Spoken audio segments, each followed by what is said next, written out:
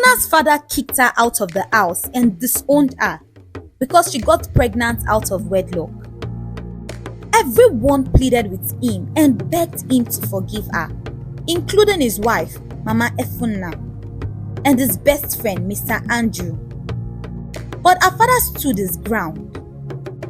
3 years later, he lived to regret it when Ephona returned with a shocking revelation. What secret did Ephona bring back after all those years? And how will her father react when the truth finally comes out? Let's dive into the story that will leave you in awe and shock. In the quiet village of Uzon, there lived a very sweet, cheerful, and beautiful girl named Ephona. Ephona was just 17 years old. She had bright eyes like stars and a gentle smile that made everyone around her feel happy. Everyone in the village loved her very much because she was kind, respectful, and helpful to everyone she came across.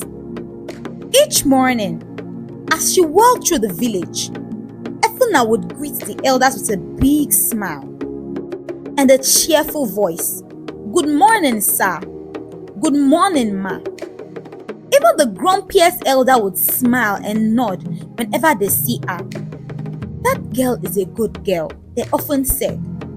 "Her heart shines like the morning sun," others would say. Other parents would often use Ephona as a yardstick when rebuking their children for doing something wrong. "Can't you see Ephona? Can't you be like her? Have you ever seen Ephona fighting with the boys? Why don't you learn to be like her?" Ephona lived in a small warm house with her mother and father. Her mother was fondly called Mama Ephona by the villagers. She is a pretty trader who sold food items in the village square. She was known all over the village for being beautiful and kind. People often said Ephona got her beauty and unique personality from her. Her father, Chief Oke, was one of the elders of the village. He was tall, proud, and strong. When he spoke, people listened. He loved Ephona with all his heart and often called her the joy of his old age. Ephona was his pride. But one fateful day, everything changed. If Ephona, who always wake up early and sang as she walked, suddenly became quiet, what do you think would happen? She was always tired all the time. She stopped smiling often and lost her appetite. Sometimes she would rush behind the house early in the morning, holding her stomach to vomit. It didn't take long before her mother noticed something didn't feel right. She observed Ephona for days, and one night, when the moon was full and the atmosphere was quiet, Mama Ephona entered her daughter's room and sat beside her daughter on the mat. She touched Ephona's hand gently and said, "My daughter, is there something you are not telling me? Are you sick? What is wrong with you?" "I am fine. I think I'm just having a little fever and maybe malaria. But don't worry, I have taken some herbs already. I should be fine soon." Ephona answered with a weak smile on her face. But her mother wasn't convinced, so she moved even closer to Ephona and observed her body carefully. "But this wouldn't be the first time you've had malaria or fever. Why is this one different?" Mama Ephona asked again. Ephona insisted that she was fine. "Mama, don't worry, I will be fine. It's just stubborn malaria." The next morning, Ephona woke up feeling nauseous as usual. She clenched her stomach and ran out to vomit. But this time, her mother was outside the house when she did. Without hesitation, Mama Ephona took Ephona to the village physician, fearing the sickness was more serious than she had imagined. After a series of observations, the village physician called Mama Ephona aside and told her, "Mama Ephona, I don't know how else to say this. Your daughter is pregnant. She's 6 weeks pregnant." "What? You must be joking. You must have made a mistake. Please go and check her again. It is impossible. Pregnant? How? When? Where?" Mama Ephona screamed, finding it difficult to believe what the village physician said. A lot of questions ran through her mind at that very moment. When they went back home, Mama Ephona told her daughter what the doctor said.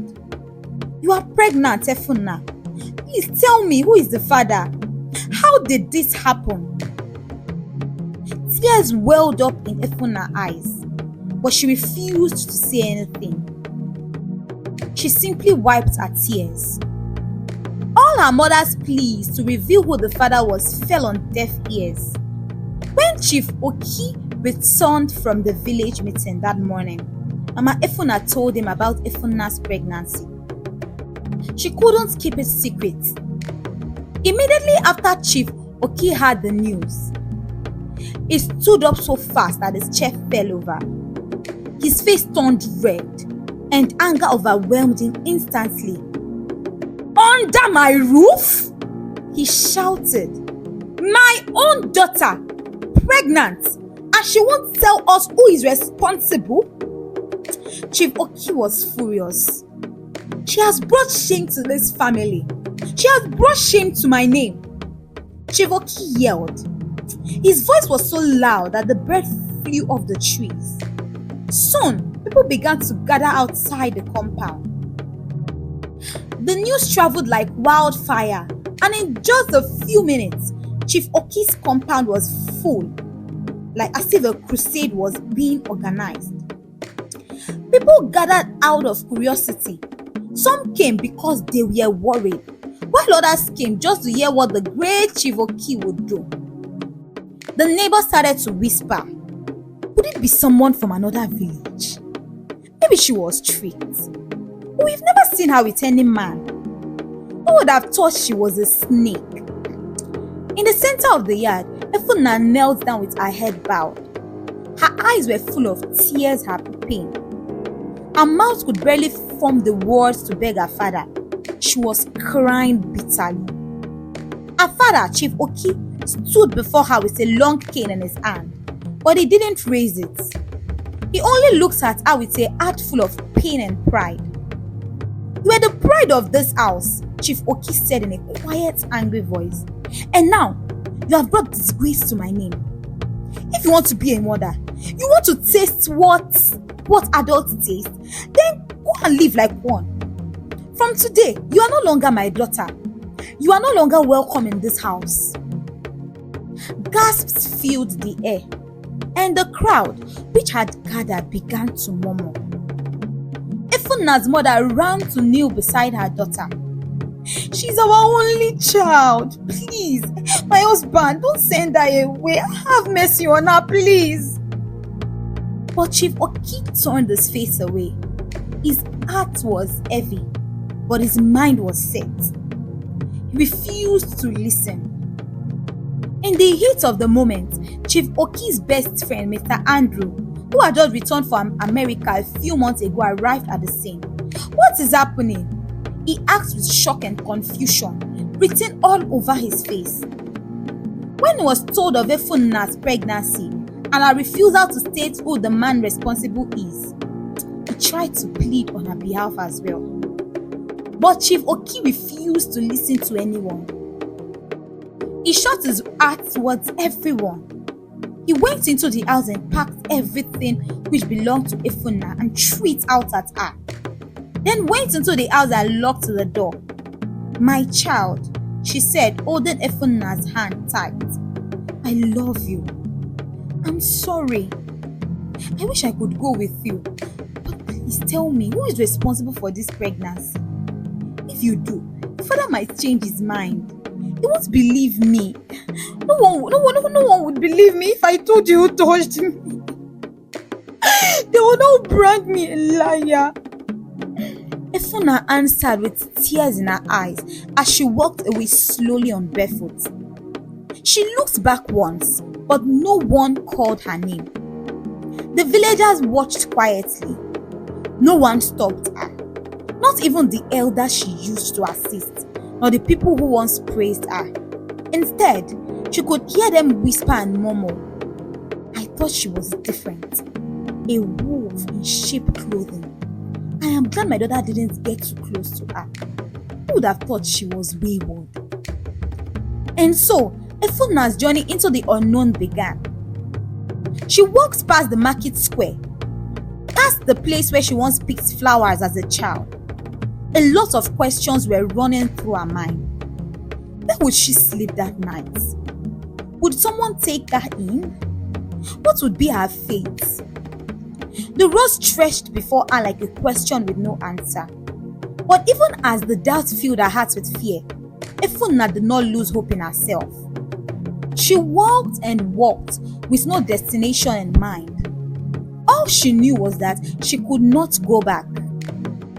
When night fell, Ephona found herself in a town far away from Uzon. It was very different, busy and loud, with wide streets and people rushing past in every direction. Some stared at her, while others whispered to each other as they walked away. If Ephona could feel her stomach crumbling with hunger, she found a small store that was closed and sat in front of it. She brought out the nylon bag that contained the little food her mother had given her. It was a yam porridge, but it was slimy already. Yet, Ephona had no choice but to eat the festering food like that. When she had finished eating, she was very tired. She slept in front of the stall and used the nylon which contained her clothes as a pillow. The next morning, Ephona woke up to the shock of her life. She saw a crowd gathered around her as if she had done something wrong. But of all the eyes darting at her, one of the women held a different expression in her eyes. "Who are you and what are you doing here?" The woman asked. With fear brewing in Ephona's heart, she quickly answered without thinking, "My name is Ephona. Please don't hurt me. My father chased me out of his house because I got pregnant out of wedlock. You look tired and hungry. Everyone knows me as Mama Udu. Come with me. I will take care of you," Mama Udu said, stretching out her hand. Mama Udu looked so calm and compassionate, but still had doubts in her heart.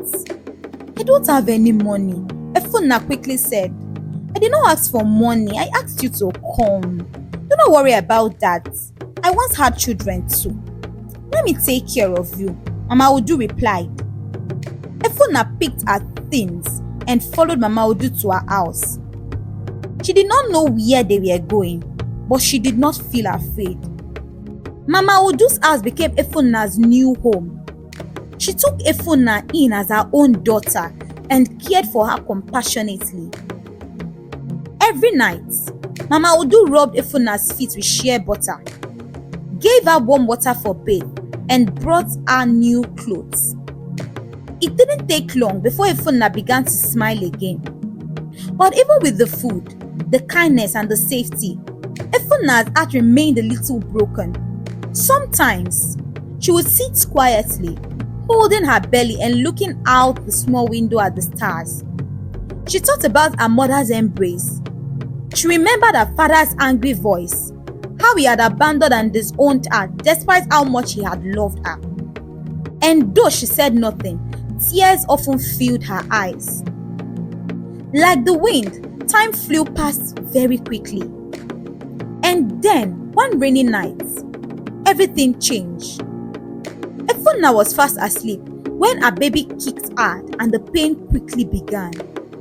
Ephona cried out, "Mama Udu! Mama Udu!" Mama Udu jumped from her bed, rushed to Ephona's side, and tied her wrapper in a hurry. She held Ephona's hand and with love in her eye, she told her, "It is time to test your strength.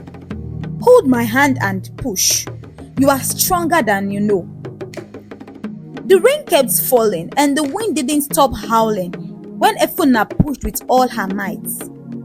She squeezed Mama Odu's hand. She cried, pushed, screamed, and before dawn, Ephona gave birth to a healthy bouncing baby girl.